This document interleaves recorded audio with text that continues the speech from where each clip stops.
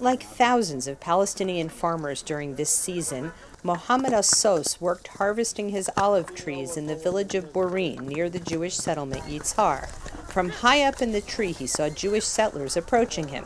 He wanted to run away, but instead fell out of the trees onto his back. After I fell, he threw a large stone on my back very hard. He thought he killed me. I heard him tell his friends, "Go, he's dead." After about 15 minutes, I called my brothers and they called an ambulance. I was in the hospital for a week, and I still have a lot of problems in my back. He shows videos of similar events in the past, including violence against him by Israeli soldiers. He says he didn't report the recent attack because he doesn't believe the soldiers will help him.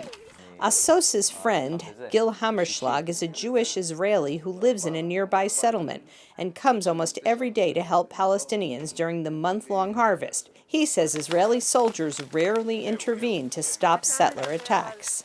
I wanted to meet Palestinians to work with on an equal level. They need the hands because they have only a few days a year to finish their grove, or they need help because they fear to go to these groves.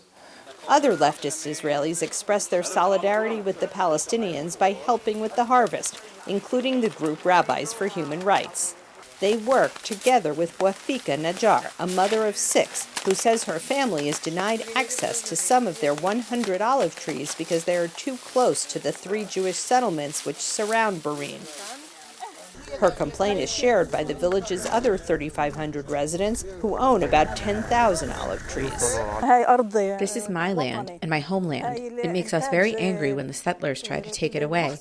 The olive harvest is really important for us, not only economically but also socially. And a lot of people are afraid to let their children come because they are afraid of settler attacks. It really breaks my heart. Yisrael Medad, a spokesman for the Israeli settlers, says they reject all violent attacks on any side of the conflict, and they think Palestinian claims are exaggerated. Dozens of times the number of 300 trees are cut down, exactly 300, again and again and again. So many of us have doubts, unless there's very good proof brought about what's going on. The majority of the cases are on Shabbat, when most of the boys who are religious wouldn't do this. Rabbi Ehud Bandel, one of the founders of Rabbis for Human Rights, offers a different point of view. Judaism, in a nutshell, is what is hateful to you, do not do unto others. And when we come here to show our solidarity with these others, okay, for us, that is indeed the manifestation of our Judaism.